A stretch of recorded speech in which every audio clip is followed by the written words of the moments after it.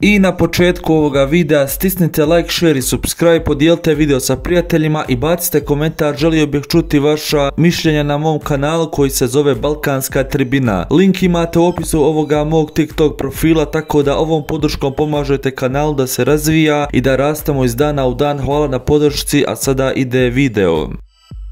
Dobro večer i dobrodošli u moju novu epizodu na mom kanalu Balkanska tribina. Danas pričamo jedinu Džeki i problema o Fiorentini koji stvarno ima veliki. Onaj trener Šupčina nešto neće da ga uvodi, na klupi ga stavlja, tako da jedin Džeko pakuje kofere, ide iz te Fiorentine, mada nije neki klub taj Fiorentina, bez veze. Ene, vidjeli ste Intera i navijača Intera kako su svaka čast, znači ljudi ne pozdravili ga, bio im je jako dobar igrač, sjetili su ga se i on se njih, tako da idemo na portale. Viola je u očajnoj formi ove sezone, navijači Fiorentine traže da klub otjera Piolija, to jeste, a onda su počeli spominjati jedina Džeku. Zašto? Nema pojma, idemo na portale.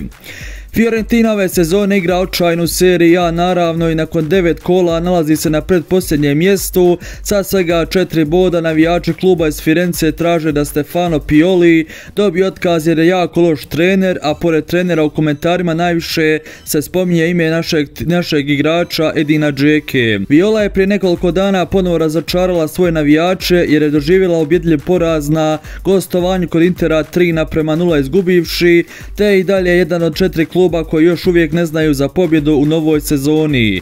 Fiorentina je u seriji od 2 uzastopna poraza, priliku za popravljanje imat će u nedjelju kada će na svom terenu gostiti Lecce, koje također ne briljira, ima tek 2 boda više od kluba iz Firence. No evidentno je da Fiorentinu trese ozbiljna rezultatska kriza, a navijači su u potpunosti izgubili svoje strpljenje.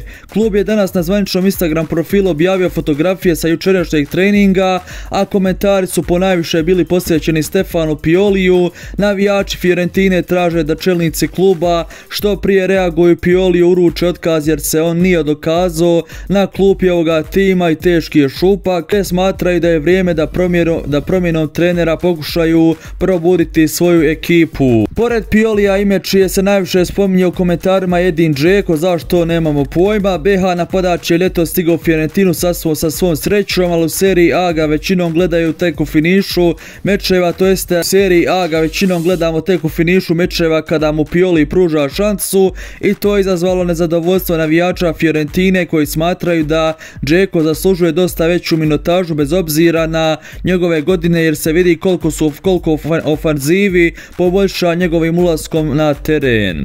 Džeko mora konačno zaigrati od prve minute u prvenstvu. Džeko zaslužuje protiv Leccea da igra od početka. Pioli barem jednom napravi pravu stvar i stavi Džeko i Keina u tim od početka utakmice. Ima takvog napadača poput Edina Džeke, a on mu sjedi na klupi i uvodi ga kada je sve već izgubljeno, mada eto on smatra, taj trener Pioli, da je on star, da treba nekako da igra 25-20 minuta samo pred kraj, pošto misli ima 39 godina, Edin Džeko babuka igra kod da mu je 20 godina, tako je dobar čovjek, znači 7. strilac na svijetu poslije Messi, ne znam ko još ima, Suarez ovih, a onda je on 7. tamo na mjesto, svaka mu čast. Prestigo je Revejna Runija babuka. Ne razumijem Piolija, vrijeme je da ide iz kluba, ako se ovako nastavi ispašćemo u seriju B. Džeko mora početi više igrati. Zašto smo doveli Edina Džeku da sjedi na klupi i gleda ovu sramotu? Ipak to komentarišu navijači, mislim svaka čast navijačima. Ovaj novinar me naveo da pljujem ove navijače Fiorentine, ali eto Fiorentine navijači ipak žele Džeku od prve minute, a ne žele ovoga Piolija, ovoga kretena lupana na svojoj klupi, tako da idemo dalje. Džeko od dolaska u Fiorentinu seriju A odigrao 8 mečeva, ali skupio svega 141 minutu jer je ulazio sa klupe. Pioli mu dosta više šansu daje u konferencijskoj ligi, što je Džeko iskoristio jer je na 4 meča dao 2 gola. Inače, utakmica između Fiorentine i Leccea igra se u nedjelju sa početkom u 3 sata popodne. Eto moji ljudi dragi, nešto je babuka spao, eto igrao Interu, igrao Manchester Cityu, Kosice, kako se zove onaj češki klub kad ga otkrio iz Željezničara, onaj češki trener, dobro se toga toga sjećam, pa onda Wolfsburg otišao, pa iz Wolfsburga u Manchester City, pa onda iz Manchester City u Roma ako se ne vara, i onda Inter, pa onda